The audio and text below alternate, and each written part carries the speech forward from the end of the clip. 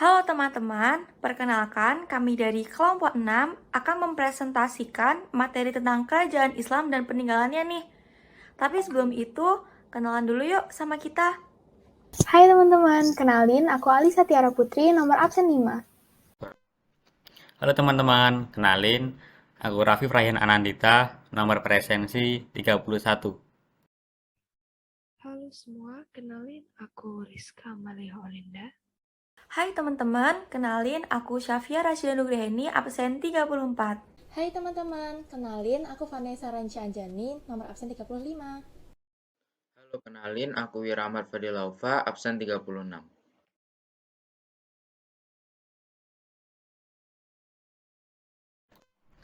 Yang pertama adalah Kerajaan Demak. Secara geografis, Kerajaan Demak terletak di Jawa Tengah. Kerajaan Demak berkembang dari sebuah daerah yang bernama Bintoro, yang merupakan daerah bawahan dari Majapahit. Kekuasaan pemerintahannya diberikan kepada Raden Patah, salah seorang keturunan Raja Brawijaya V, Raja Majapahit. Kerajaan Demak ini merupakan kerajaan Islam pertama di Pulau Jawa. Kehidupan politik Kerajaan Demak. Raja pertama dan pendiri Kerajaan Demak adalah Raden Patah, tahun 1500 sampai 1518.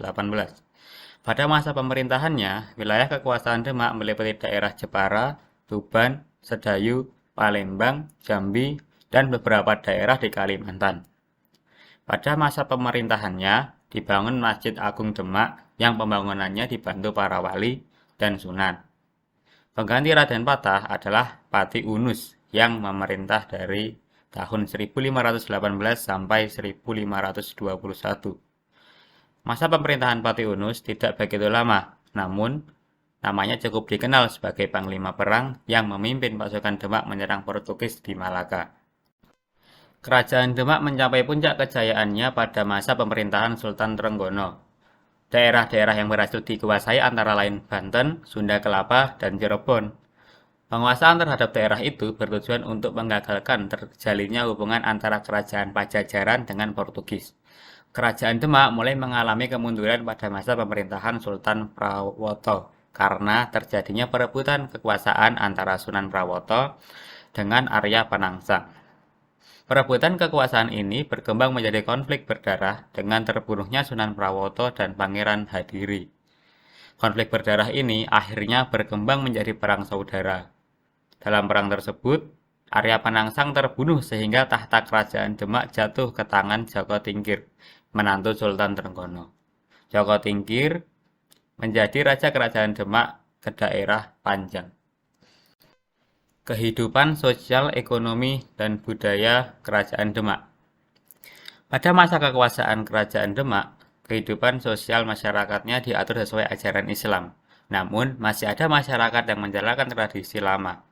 Dengan demikian, muncullah kehidupan sosial masyarakat yang merupakan perpaduan antara agama Islam dengan tradisi Hindu-Buddha. Kehidupan perekonomian Kerajaan Demak berkembang pada sektor perdagangan dan pertanian, dengan lebih menitik beratkan pada sektor perdagangan karena letak Kerajaan Demak yang sangat strategis, yaitu berada pada jalur lalu lintas pelayaran dan perdagangan antara penghasil rempah-rempah di wilayah Indonesia bagian timur dan Malaka sebagai pasar di Indonesia bagian barat. Kerajaan Demak juga mengusahakan kerjasama dengan daerah di pantai utara Jawa yang telah menganut agama Islam, sehingga tercipta persekutuan di bawah pimpinan Demak. Kehidupan budaya masyarakat Demak dapat terlihat dari peninggalan-peninggalan Kerajaan Demak. Budaya Islam yang baru masuk ke Indonesia berpadu sempurna dengan budaya asli masyarakat setempat. Masjid Agung Demak adalah karya besar para wali menggunakan gaya asli Indonesia, yaitu atapnya bertingkat 3 dan memiliki pendapa. Di kompleks masjid, pada bagian belakang terdapat makam. Di tempat itu dimakamkan raja-raja Demak yang sangat dikeramatkan oleh masyarakat setempat.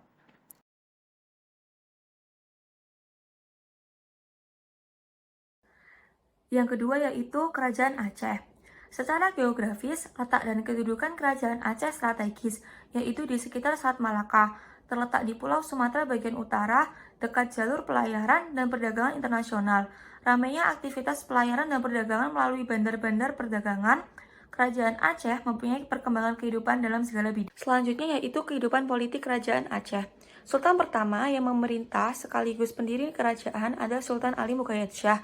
Kerajaan ini mencapai masa kejayaannya pada pemerintahan Sultan Iskandar Muda.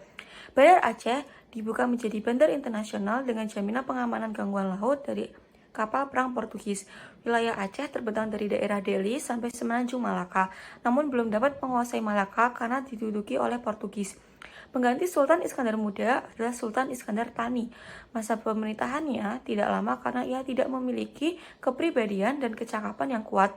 Kerajaan Aceh terus mengalami kemunduran karena beberapa faktor, yaitu yang pertama, Kerajaan Aceh mengalami kekalahan perang melawan Portugis di Malaka. Dalam perang itu banyak korban jiwa dan harta benda. Yang kedua, tidak ada tokoh yang cakap yang memerintah Aceh sepeninggal Sultan Iskandar Muda. Dan yang terakhir, daerah-daerah taklukan yang jauh dari pemerintahan pusat mulai melepaskan diri dari pengaruh Aceh, seperti Johor, Perla, Pahang, Minangkabau. Kemudian, kehidupan sosial, ekonomi, dan budayanya. Dilihat dari segi kehidupan sosial, kemakmuran rakyat semakin meningkat sehingga menyebabkan berkembangnya sistem feodalisme. Kaum bangsawan yang memegang kekuasaannya dalam pemerintahan sipil disebut golongan Teuku. Persaingan kedua golongan mengakibatkan lemahnya kedudukan Aceh. Kehidupan sosial dalam masyarakat Aceh lebih banyak didasarkan pada ajaran agama Islam. Pada masa kejayaan Aceh, perekonomian Aceh mengalami perkembangan yang sangat pesat. Daerah Aceh yang subur banyak menghasilkan lada. Masa itu, aktivitas perekonomian kerajaan Aceh berkembang keluar wilayah kerajaan. Bahkan negara barat melakukan perdagangan di wilayah Aceh. Kapal dagang Aceh aktif dalam pelayaran dan perdagangan sampai ke wilayah Laut Merah. Aceh mengalami kemajuan bidang sosial budaya, terlihat dari disusunnya suatu undang-undang tentang tata pemerintahan yang disebut Adat Makuta Alam. Sastra dan filsafat di Aceh mengalami kemajuan. Pada masa itu muncul nama Hamzah Fansuri, ulama besar yang mengajarkan ilmu tasawuf dan mengarang buku tentang filsafat agama Islam dan syiar keagamaan. Ajarannya diteruskan dan disebarkan oleh muridnya, yaitu Syamsuddin Pasai. Di sisi lain, ada seorang ulama besar yang bernama Nuruddin Ar-Raniri, pengarang buku sejarah Aceh yang sangat menentang ajaran Hamzah Fansuri, yang diberi nama Bustanus Salatin, Taman Segala Raja, menguraikan tentang adat istiadat masyarakat Aceh dan ajaran agama Islam.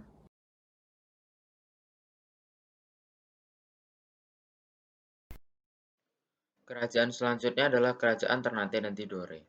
Letak geografis Kerajaan Ternate dan Tidore. Kerajaan Ternate dan Tidore terletak di sebelah barat Pulau Halmahera atau Maluku Utara. Wilayah kekuasaan kedua kerajaan ini meliputi Kepulauan Maluku dan sebagian Papua. Tanah Maluku yang kaya akan rempah-rempah menjadikannya dikenal dunia internasional dengan sebutan The Spicy Island. Dari wilayah kerajaan ini banyak dihasilkan rempah-rempah terutama cengkih dan pala yang banyak dicari para pedagang internasional. Kehidupan politik.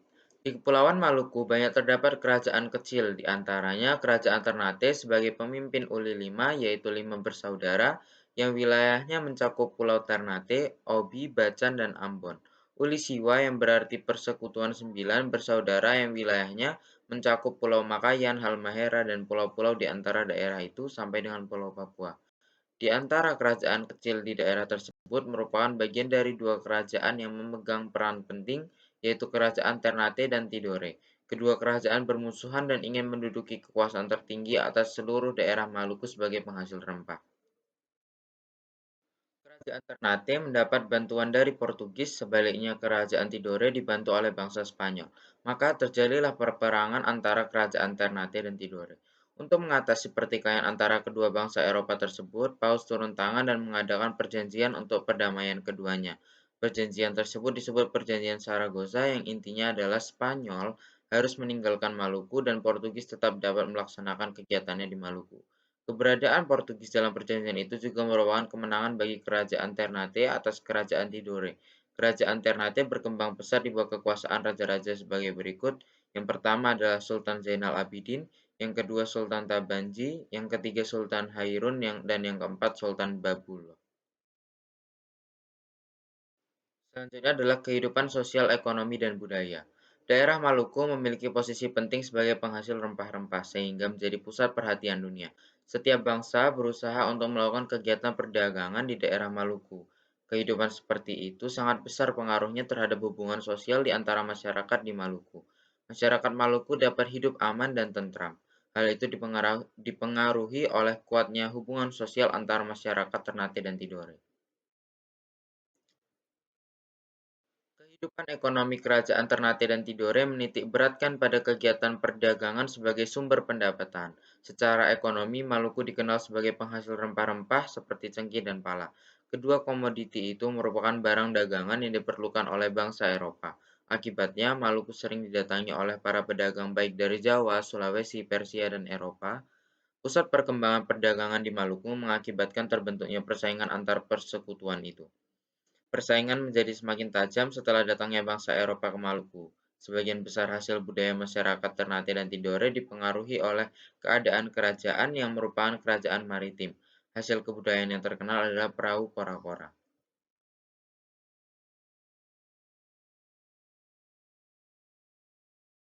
Selanjutnya, Kerajaan Goa Talo. Kerajaan Goa dan Talo merupakan dua kerajaan yang terletak di Sulawesi Selatan dan saling berhubungan dengan baik. Kedua kerajaan tersebut kemudian lebih dikenal dengan Kerajaan Makassar. Makassar sebenarnya adalah ibu kota Goa yang juga disebut sebagai ujung pandang. Kehidupan politik. Perkembangan pesat Kerajaan Makassar tidak terlepas dari raja-raja yang pernah memerintah Kerajaan Makassar. Raja-raja yang pernah memerintah di Kerajaan Makassar antaranya sebagai berikut. Yang pertama, Sultan Alauddin, Sultan Hasanuddin, dan Raja Mapasomba. Kehidupan sosial, ekonomi, dan budaya. Kehidupan sosial masyarakat Kerajaan Makassar diwarnai dengan ajaran agama Islam. Mayoritas masyarakat Makassar beragama Islam sampai sekarang. Pada masa pemerintahan Sultan Alauddin, ia sangat giat mengislamkan rakyatnya. Ia memperluas daerah kekuasaan bukan hanya pada daerah dan pulau di sekitarnya, namun juga sampai ke bagian timur Pulau Sumbawa dan Lombok. Mereka juga berusaha meningkatkan kesejahteraan masyarakatnya dengan berpegang teguh pada keyakinan bahwa Tuhan menciptakan lautan untuk semua hambanya. Selanjutnya, kehidupan ekonomi masyarakat Makassar bertumbuh pada sistem kelautan yang dimilikinya. Makassar yang berkembang sebagai pelabuhan internasional banyak dikunjungi oleh pedagang asing seperti Portugis, Inggris, dan Denmark.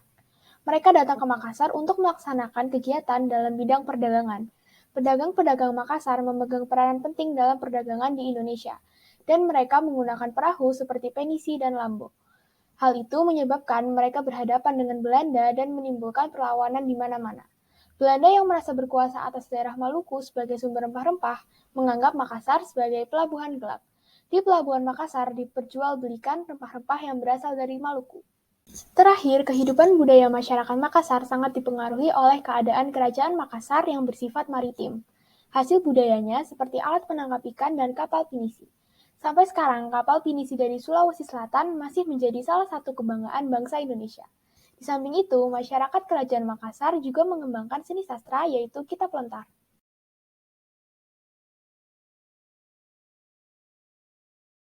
Kerajaan Mataram Islam. 1. Letak geografis. Pada awal perkembangannya, Mataram Islam adalah sebuah daerah kadipaten yang berada di bawah kekuasaan Pajang. Mataram terletak di daerah Jawa Tengah bagian selatan dengan pusatnya di Kota Gede, daerah Yogyakarta sekarang. Dari daerah itulah Mataram terus berkembang hingga menjadi sebuah kerajaan besar yang wilayahnya meliputi Jawa Tengah, Jawa Timur, dan sebagian Jawa Barat. 2. Kehidupan politik. Raja pertama dan pendiri kerajaan Mataram adalah Sutawijaya.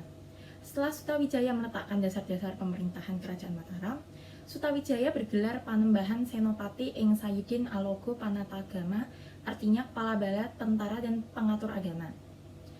Wilayah kekuasaan Mataram diperluas hingga sampai Surabaya, Madiun, Ponorogo, Pasuruan, dan Kediri.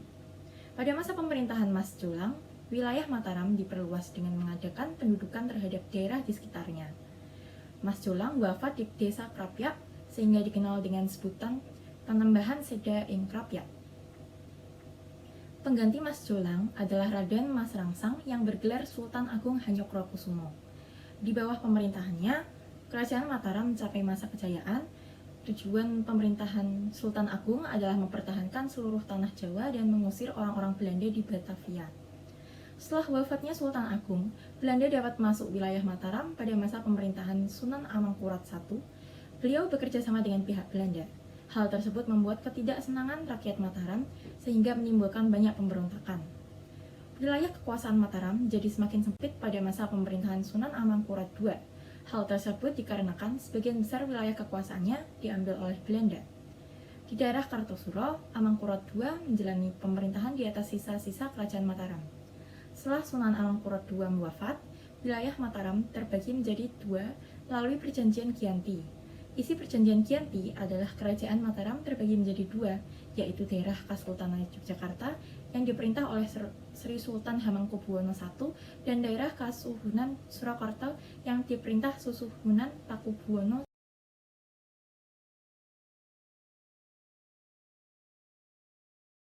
Yang keenam, Kerajaan Samudra Pasai.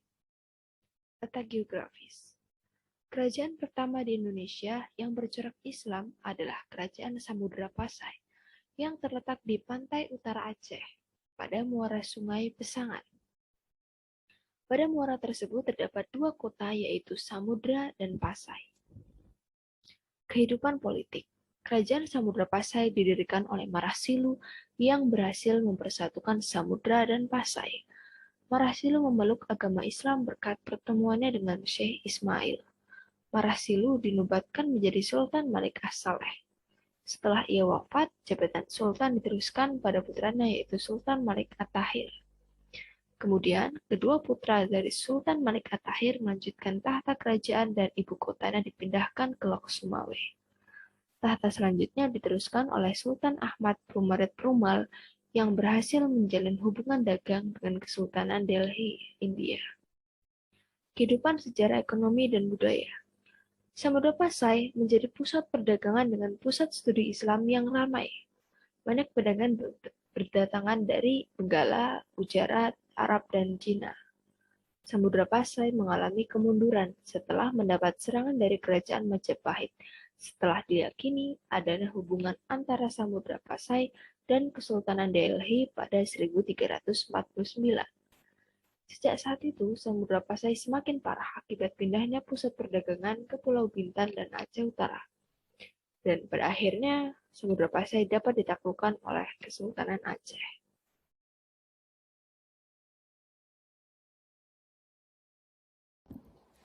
Yang pertama yaitu masjid. Masjid merupakan tempat beribadah atau rumah tempat bersembahyang orang-orang Islam.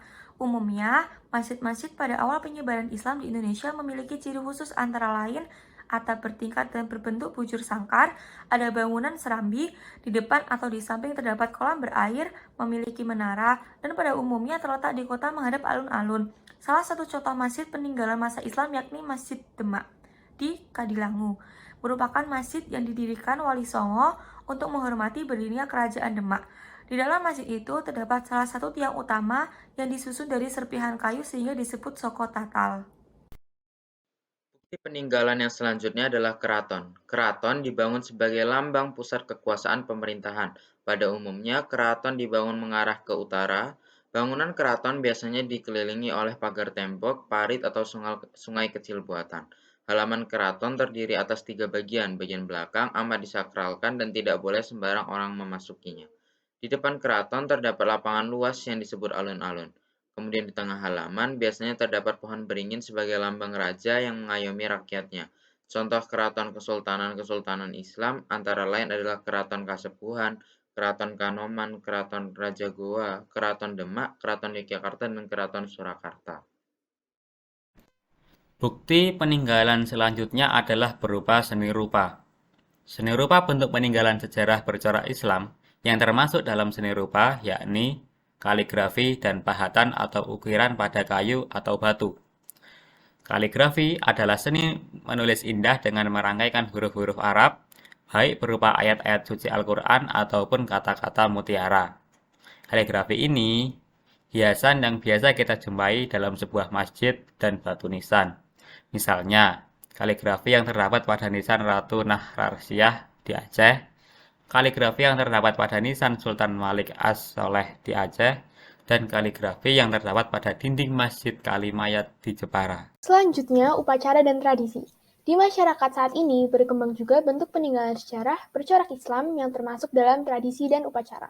Misal, selamatan orang meninggal hari ke-1 sampai hari ke-7, ziarah ke makam, acara gerebek mulut, sekaten, upacara Isra Mi'raj, upacara nifsu Sya'ban, upacara kelahiran, perkawinan, maupun kematian.